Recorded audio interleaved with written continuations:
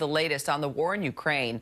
Finland and Sweden submitted their NATO application today, a direct response to Putin's invasion.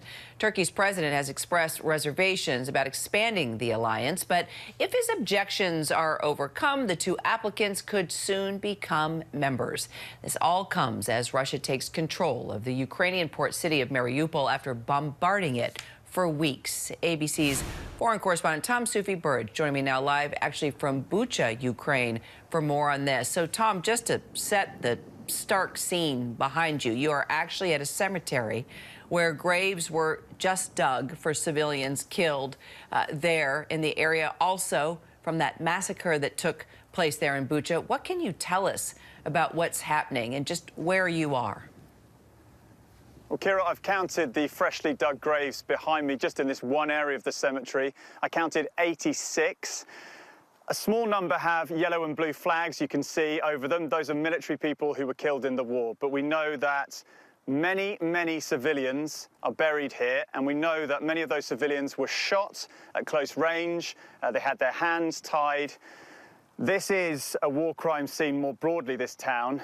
And we've been speaking this morning, actually, to a Ukrainian soldier who came to meet us here.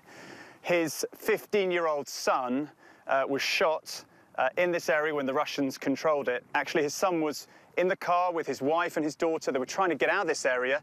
You can imagine the fear they had when they tried to drive down the road. And they only got a kilometre from their family home when they were shot at in multiple directions, and his son was killed. We've seen the car, video of the car riddled with bullets. And this type of story is being repeated again and again. Ukraine is in the middle of a mass-scale war crimes investigation. Hundreds of people killed in this town alone, more than 1,000 in this area. The chief of the Ukrainian police recently telling us that more than 10,000 war crimes are being investigated right now. 10,000. I mean, just thinking about that number, and not surprising when we've seen what has happened there in country for months now. And it's surprising that we've only seen so far one Russian soldier actually charged with war crimes. What more can you tell us about him and just the impact of this case and how it could impact possibly other charges moving forward? We're going to see more cases like this, Kira. You're right. So Vadim Shishimarin is the 21-year-old Russian soldier. He appeared in court in Kiev, not far from here in the city centre this morning. He's pleaded guilty to shooting dead a 62-year-old Ukrainian civilian earlier in the war. He will still appear in court in the coming days. He will give testimony, we believe. His relatives, the relatives of his victim, the man he shot, are also expected to give testimony too. Ukraine is saying to us, its prosecutor, that this is a test case. They want to use this case and show the world that they are going to try any Russians in their custody. We believe there are more Russian soldiers who are accused of war crimes in their custody.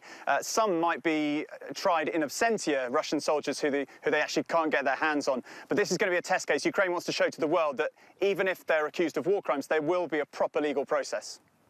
Well, and we want to hear from the soldiers and know who's telling them what to do and why they're doing it. Tom Soufi Burridge there in Ukraine for us. Tom, thank you.